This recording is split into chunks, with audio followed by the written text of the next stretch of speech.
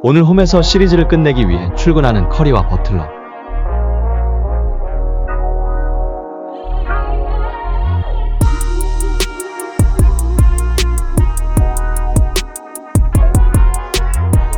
그리고 시리즈를 반드시 7차전까지 끌고 가길 원하는 휴스턴.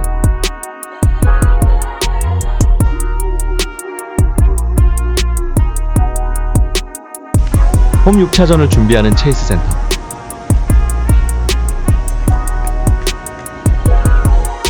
오늘도 안 좋은 손가락 상태로 출전을 준비하는 커리.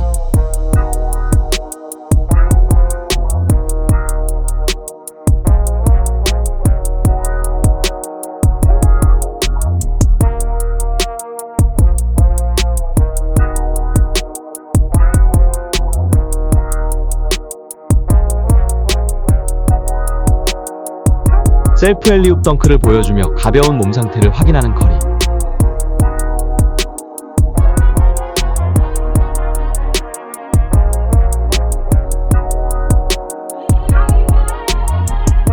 그리고 터널 슛으로 몸풀기를 마무리하는 커리. 그리고 진짜 들어갈 뻔한 아빠 페이튼에게 조언을 듣는 게페투.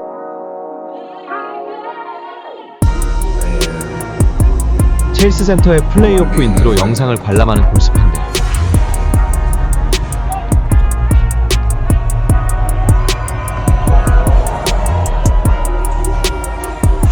그리고 6차전을 위해 오늘도 기를 모으는 손가락 킬러 딜런 브룩스.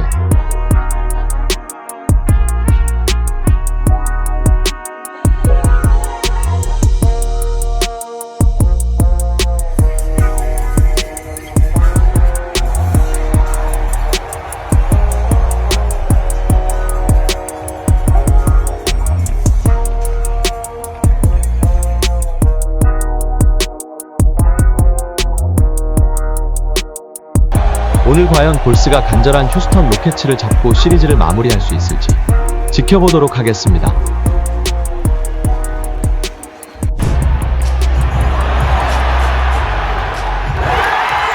우선 드래먼드 그린의 3점 슛으로 첫 득점을 올린 골스. Second year in the league, and then I worked extremely hard on it and it stopped happening. And a foul, Draymond Green. 그러나 1쿼터부터 플레이그랜트 파울을 범하는 그린.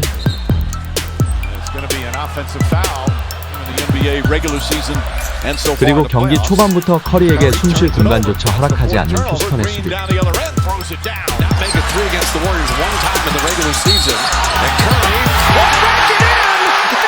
그러나 꾸역꾸역 득점을 성공시키며 골스의 공격을 이끈 커리.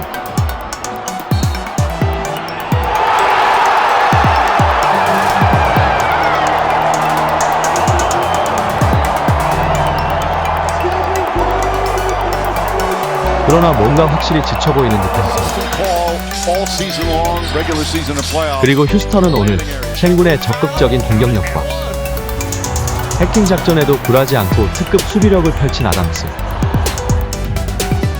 그리고 벤블릿의 외곽포까지 터지며 흔들림 없는 공격력을 이어갔습니다. 그리고 4쿼터가 시작하자마자 벤블릿의 엔드원 3점 슛과 함께 타점 플레이를 성공시키며 순식간에 6점 차 경기를 만들었고, 그때부터 완전히 모멘텀을 가져온 휴스턴은 끝까지 애덤스가 있는 라인업으로 골스를 잡고 원정 6차전을 잡는 데 성공했습니다.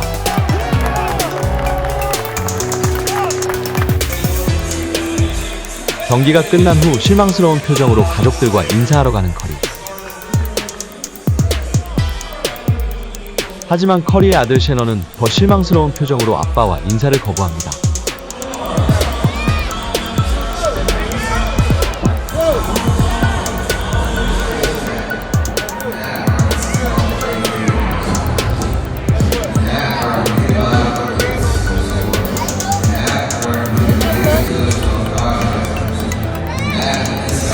아무튼 이 재밌는 시리즈를 7차전까지 끌고 간 휴스턴 매우 칭찬. He didn't guard Van Vliet when he threw it up the floor and he knocks it down and gets the free throw, and that felt like a game-changing play because you know, it's like I said, 2-point game. We're right where we need to be, despite not having played very well and turned it over quite a bit.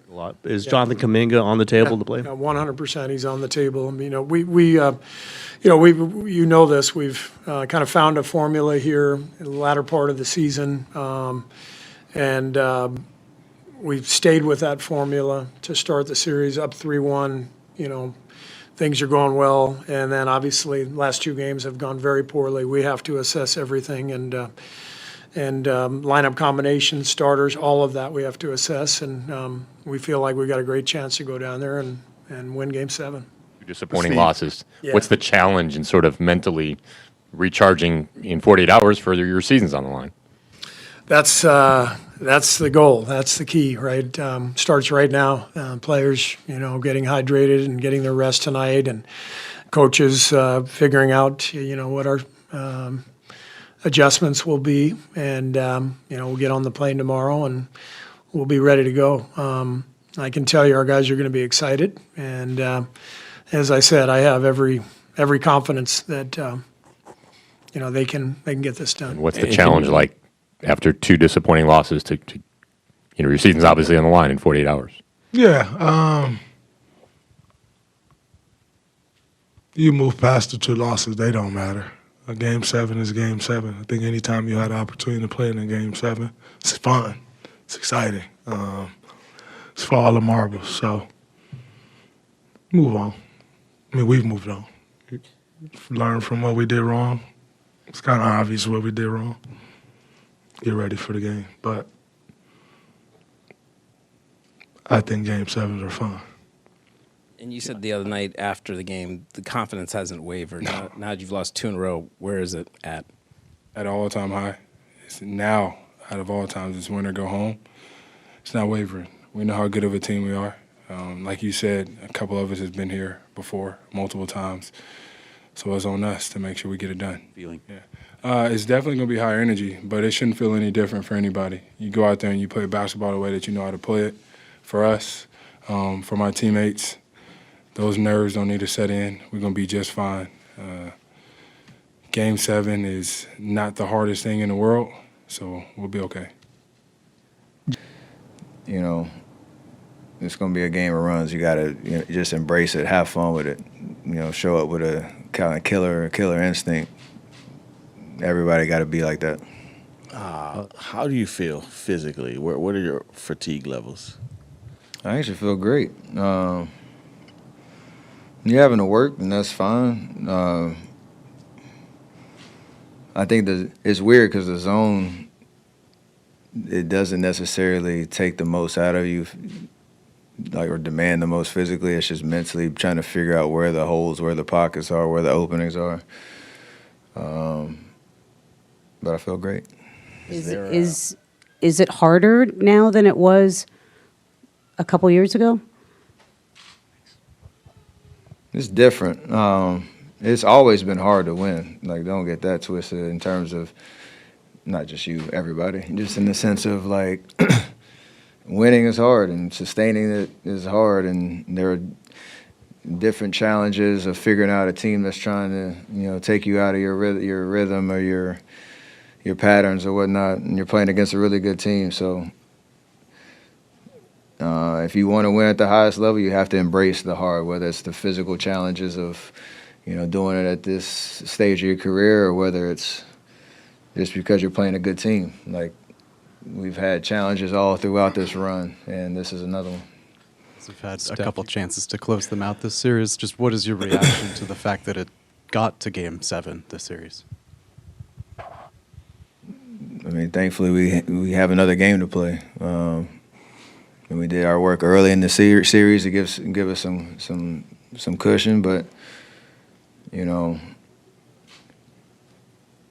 the 2 seed. They have home court advantage in the series because they're a really good team, and they've demonstrated that all season. We've been again in February. If you told us we had a Game 7, we would take that all day long. How we got here, not happy about it, but we do have another opportunity. Steph. You got a long vacation ahead of you, so you don't want to be the team that's packing up. We're packing for a week, getting on this plane to go to Texas and hopefully go to Minnesota right after. That's the approach, and I know we're all excited about the fact that we still have life left, even though these last 2 games haven't gone our way. Great, thank you. Appreciate that. Yes. Hey, Steven. What is it about the Rockets' defense? What is it about y'all's defense when you're on the court? What kind of difference do you make, especially in the zone? Me? Yeah. What difference do I make? Yeah. I'm not sure. I just follow the game plan, bro. Defensive game plan, read, communicate. Yeah, I think we do well. Yeah, I don't know how to answer that question, bro. I think it's all right. That's all right. DiVincenzo for the third time on the collision with Dante DiVincenzo.